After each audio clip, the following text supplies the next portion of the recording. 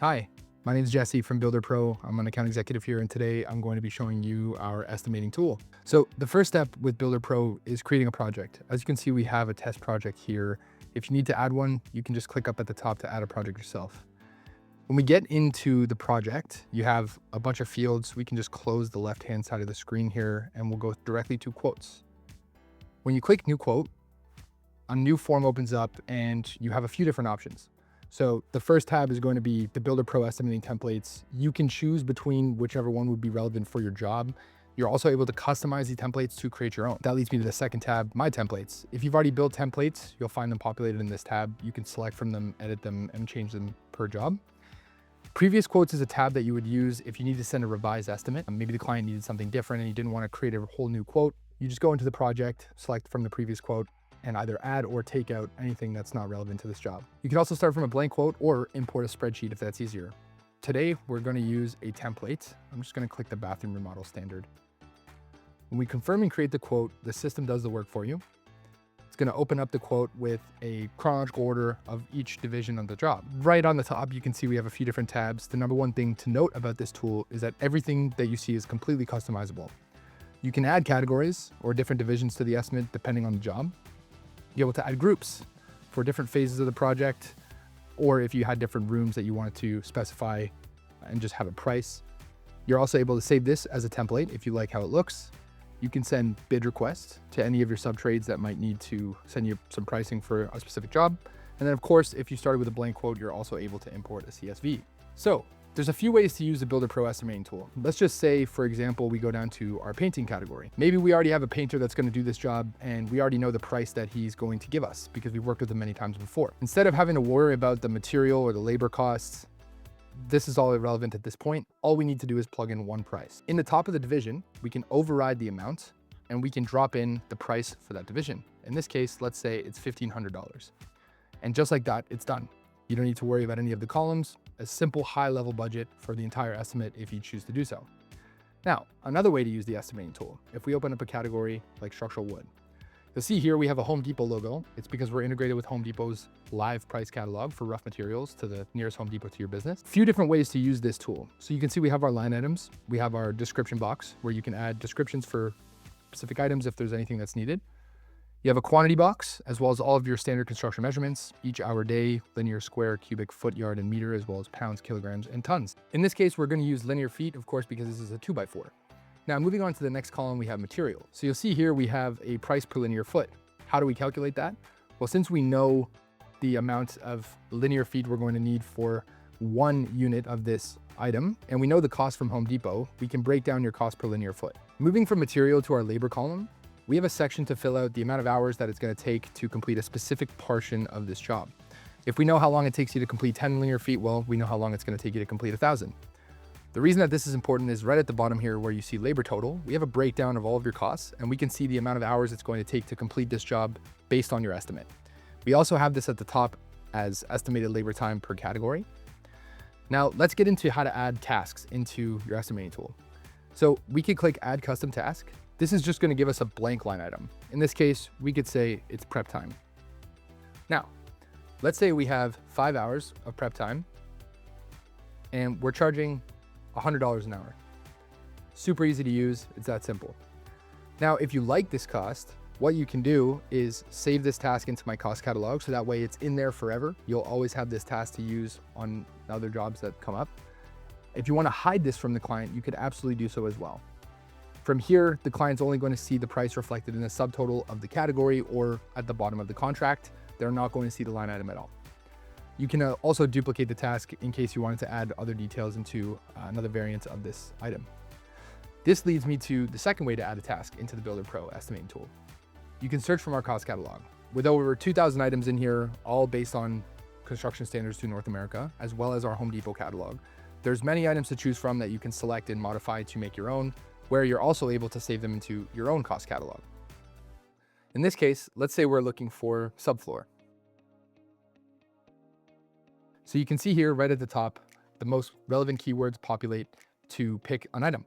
We're going to use a 3/8 inch subfloor from Home Depot. Let's just say for this job, for instance, we have 1,000 square feet of this item. Well, what we know is the cost per board And we also know the dimensions that the board will occupy. So in this case, if we know how big the board is, and we know the total square footage, we also know how many boards you're going to need exactly. Most contractors are going to use a waste percentage, or they'll have additional material just so that way they're never short on supplies. So in this case, we can add the extra 4 sheets here just for safe measures. And what this does is multiply it by the cost per board, dividing it by the total amount of square footage in this case, which is going to give us our cost per square foot. Now, when we move over to the labor section, we also know in this case, we're taking 100 square feet and we're determining how many hours it's going to take us and our team to complete that amount of the work. So if we take 4 hours, it's going to take us 40 hours to complete 1,000.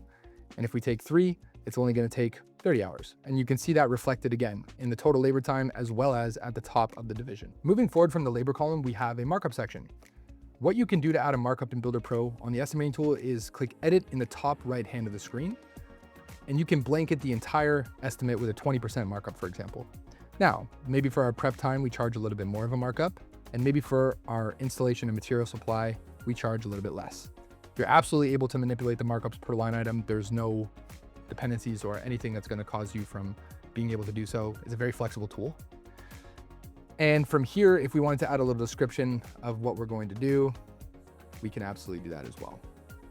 Now, once we're done editing the line item, once you save this to your catalog, you can always find this in the cost catalog under the My Catalog section, and it will live there forever. You can update the prices as well throughout the duration of your time here with Billdr Pro. Now, the next step, once we built out our quote, once we're done building our estimate, maybe we're going to group up our divisions just to keep it simple for the client, and we can understand, of course, how much each part of the job is going to cost. If we take our general conditions and we populate it into phase 1, as well as our mobilization and our demo, we get the total cost of the category and each division at the top of the phase. You're able to do this with different rooms. You can obviously rename the group name, so whatever you'd like to make it, you're absolutely able to do that. Another thing to note, you have your labor rates already preset in your settings under categories. In the estimating tool, if for whatever reason you're doing a job and you need to change the labor rate, you can just do that right here underneath the division. When the estimate's complete, it's time to add our contractual details. We click next to add those details. We have a payment schedule. This is also defined in your settings. You're able to change it at any point. You don't even need to have it in the case that it's not something that you're going to use with a specific client, but it's great to have there just as a predetermined timeline. You have your construction schedule. The construction schedule is where you're going to fill in the timelines for the job, any projections on how long the job would take, or at least your projected end and beginning date for the project. When we move down to quote validity, we can see how long the quote's valid for. You're able to change this. Some may be longer than others. In this case, 15 days is usually how long the quote is valid for most GCs. You have a terms and conditions template as well. You can customize these in your settings. Everyone has different terms and conditions. We also have a standard template that you can use as well. And then at the bottom, you have the ability to add and attach documents, files, pictures, plans, warranties, whatever it might be. Now, once we're done adding any documents and attaching files to this estimate, we can click next to customize. This is what the client is going to see. We can edit the name, the title, the description of the project. In this case, maybe we can just say bathroom model for Joe. We'll click confirm. We can also edit the cover image. We have a bunch of default images that you could use that are very beautiful. You can also update your own if you want to have a banner of the company's logo. From here, you have the business information.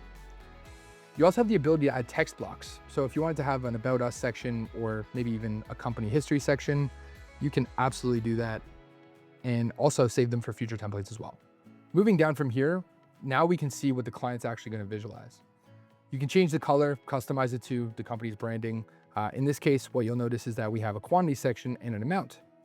We can pick and choose what the client sees depending on the job and who the client is. In this case, we have the ability to show them absolutely everything. We also have the ability to just show a subtotal at the very bottom with no details on the job. Usually this depends on the scope of work and the size of the project, but everyone has a different style of sending estimates, so we give you the flexibility to do that. Moving down over here as well, you have a discount section if there was any credits that you wanted to apply on this job. You have your taxes, which are also editable within the estimating tool. And then you have your markup and your margin, which you can see clearly right here on the end. When we click next to preview, now we're really getting into what the client's about to see. When we move down, you can see we have our phases. We have all of the divisions as well as all the line items included in them. And if there was something that we didn't choose to show the client, for example, if we go down to our structural wood, you can see that they don't see the prep time items that we hid from them. They're not here, but the price is included in the subtotal. Moving down to the very bottom, we see our subtotal cost, our taxes, the total cost, the validity of the estimate. Since we didn't add a payment schedule, there's going to be none in here. We have our terms and conditions, and we have a place for the client to sign at the bottom. To send a quote, we just click send quotes. We can add other recipients if there was multiple stakeholders on the project. We have an editable subject line for that email, as well as an editable body. You can choose to attach the quote in a PDF to the email or not. It's really up to you. And when we click send quotes, it's been shipped off. Where you can see that communication in Billdr is in the communications tab. Here's the quote as a PDF. We're able to view the attachments, and you can see what the client is going to receive. Now, naturally, they're going to go to their dashboard to review this item, but that is how you build and send a quote through Billdr Pro.